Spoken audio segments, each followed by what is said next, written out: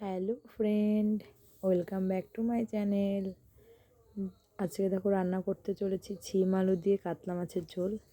কড়াইতে তেল গরম হয়ে গেছে, জিরা শুকনো লঙ্কা ছেড়ে দিচ্ছি, একটু ভেজে নিতে হবে। দেখো জিরা শুকনো লঙ্কা আমার ভাজা হয়ে গেছে, এবার ছিম আলুটা আমি ছেড়ে দিচ্ছি। আমি ভালো করে নেড়ে চেড়ে মিক্স করছি।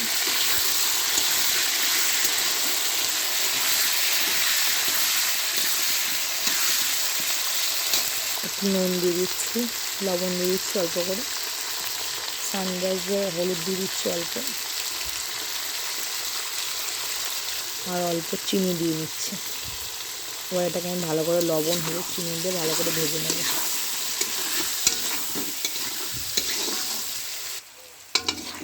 দেখো 5 মিনিট ধরে আমি ছিম আলুটাকে ভেজে নিয়েছি। ছিম আলুটাকে আবার তুলে নিচ্ছি আস্তে আস্তে।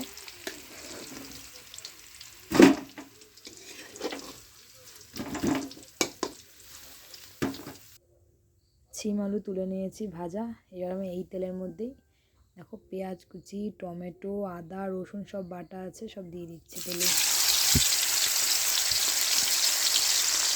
আমি ভালো করে নেড়ে চেড়ে নিচ্ছি তেলে।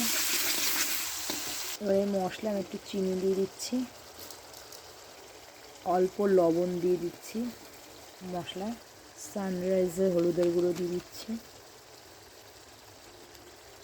সানরাইজের লঙ্কার গুঁড়ো দিয়ে দিচ্ছি, সানরাইজের জিরার গুঁড়ো দিয়ে দিচ্ছি সবই। এবার মশলাটাকে একটু ভালো করে কষিয়ে নিচ্ছি 5 মিনিট, তারপরে জল দেবো। আমি তো মশলাগুলো ভালো করে কষানো হয়ে গেছে, এবার আমি একটু জল দিয়ে দেবো।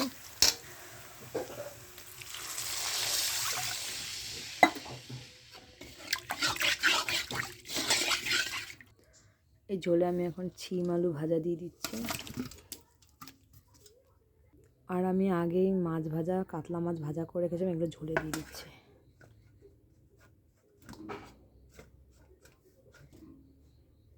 এটা আমি ভালো করে নেড়ে চেড়ে ঢেকে দেবো। 5 মিনিট পর এটাকে নামিয়ে নেব। 5 মিনিট পর আমি দেখছি মাছের ঝোলটা ঠিকঠাক হয়েছে নাকি, ঢাকনা সরিয়ে। তোমরাও দেখো কেমন হয়েছে।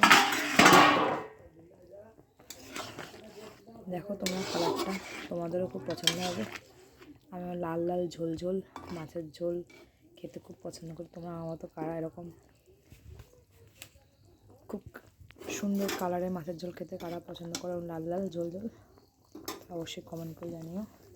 এবার আমি এতে ধনেপাতা কুচি দিয়ে দিচ্ছি।